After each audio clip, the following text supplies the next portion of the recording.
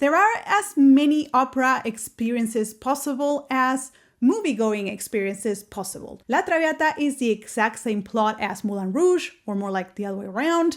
Wozzeck is your We Live in a Society type of opera. The Merry Widow is your classic formula enemies to lovers. And the whole Wagner tetralogy is a mixture of the Lord of the Rings quest for a powerful ring, plus some of the most dubious relationships in Game of Thrones. What I'm trying to say is going to the opera is like going to the movies. The thing that remains sort of constant is kind of the place and the type of experience, but what you see can be so different from a horror film to a comedy, etc. And the same goes for opera. This is true about the plot of operas. You have, of course, comedies, dramas, romantic operas, and even more contemporary operas that touch on current topics or personalities. And this is also true about the music that you might go see. This, of course, can be overwhelming, but at the same time, it just gives you such a broad range that the chances that you like something out there are very, very high.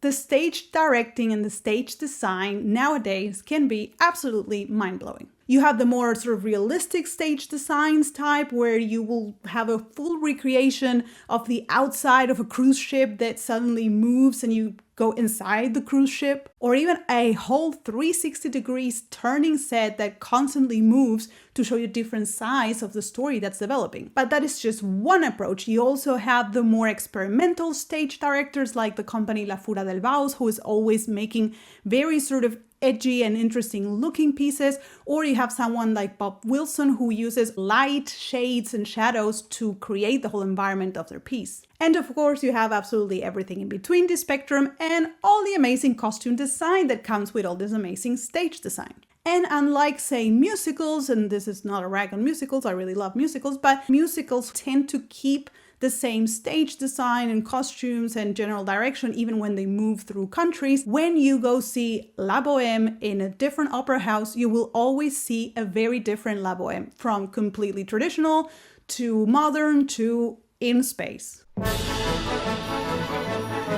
The acting level of singers is, in my opinion, at an all-time high. This is not to say that 40 or 50 years ago there weren't good acting singers, case in point, the amazing Maria Callas, but I think the average level, the average bar is really high nowadays, probably for several different reasons. Live streams and recordings that get really close to the singers, I think, have opened the door to more naturalistic acting, perhaps because you can afford to do small gestures or, act with your face. I don't know how actors call this stuff. There's also been a technological development that has helped the singers sort of hone their acting skills, and is that if you see this photo that I took of a podium that I was in recently, there is a camera, and that camera is streaming live without any delay the conductor to screens that are on the sides of the stage. And what this allows is for the singers not to have to look center and down to the conductor at a crucial moment where they might need a cue. They can kind of look to the sides,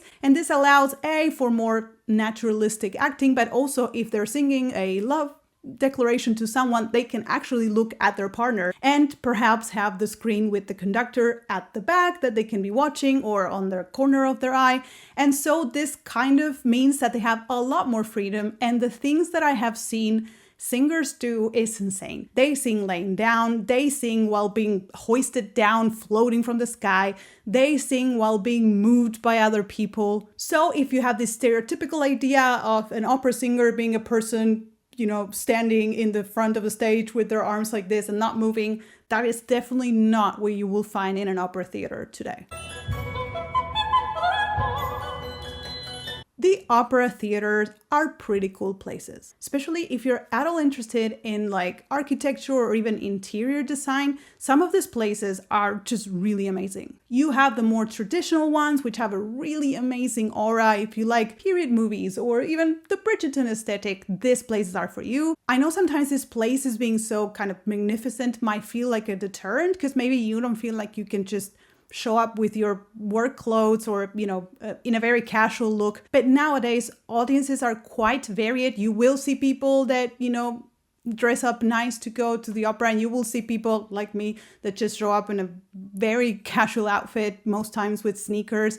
And I never feel uncomfortable, not because I'm used to it or because I don't care what people think, mostly because I always see someone like me, especially if you're not going to the most expensive seats. But hey, if you want to dress up, that's great. But if you don't have time or want to dress up, that's also totally fine. But there are so many different opera house experiences that you can have.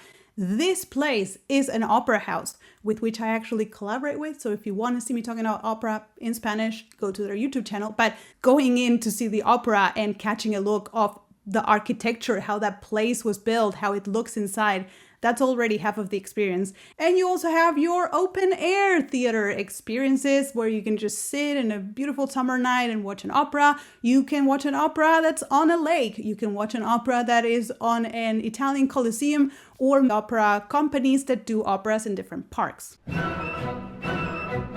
Love it or hate it, going to the opera means that for between 2 to 3 hours, you will have a very solid phone and screen detox. This is, of course, something that opera has in common with other experiences like theater or musicals where you also can't film. It's a bit of a controversial one because now more like symphony orchestras are inviting people to film things, and I'm always between two minds because I like the fact that people can share what they see and maybe generate excitement with other people. So I do think there's potential with filming. I know artists like Anna Lapwood, she has said that she encourages, and I've been to her concert and it's really nice to see people record what she does, share it, and then a lot of other people maybe get closer to an experience like that at an organ concert. Whereas if they hadn't seen that clip, they probably or maybe wouldn't have. So that's great. But on the other hand, I do like the detox. I like not thinking, oh, I'll get my phone and record this because it's cool. I like that that's not a possibility. It's, forbidden. Tricky topic. Write in the comments. But as it stands, you got a solid 2 to 3 hour screen detox. And if you're by any chance into musicals, you might think, well, most of what you've described, I already get from musicals, so I'm not very interested in opening the door to opera. I would say, as a person who also loves musicals, that there is one thing that makes the opera experience much different, and that is the unamplified sound. There are no microphones in opera. The sound that comes from the orchestra is completely acoustic, and so is the sound that the opera singers produce. That's why the technique is different to musicals or pop, because they need to project a lot more stream of sound to fill those huge rooms and to go over the orchestra. And the experience of getting this orchestra humongous sound, the singer sound, sometimes you have choruses of a lot of people on stage, so you might have 100 people producing sound that is coming directly at you, and there is something about that is just very specific. So I'm not saying that going to a musical means is a lesser experience or that you can't get, at the end of the day, going to a show is about your emotions or your intelligence, your sense of humor being moved, being tickled. So you can definitely get that from an amazing musical, but you won't get this experience of unamplified, pure natural sound and, the technical prowess that a performer like a singer needs to have to be able to do that. So back to what I was saying before about all the different types of operas that there are, my advice would be, if you're considering opera, don't go in without researching. You wouldn't do this at the movies. You wouldn't just go to the movie and go, give me the 8 o'clock performance or show and not ask whether it's a horror movie, it's a comedy. You would go, well, at least you would pick your genre. And then you might watch a trailer or something. So I would suggest do that. If you know you like comedies, go for that. If you know you like dramas, go for that. Because maybe you don't like romantic stuff. And so you're going to go see whatever, La Traviata, and it's not going to do it for you. And it's also worth to have a little read about what musical language it is in general, because if you land, it depends. Hey, you might prefer a contemporary sounding opera if you don't like very melodic things. But, normally it's better to ease in. But for all of this, I have made a video a long time ago about how to choose an opera to watch for the first time. So just what I'm saying is a little research goes a long way. You can watch a lot of high quality opera online, totally free.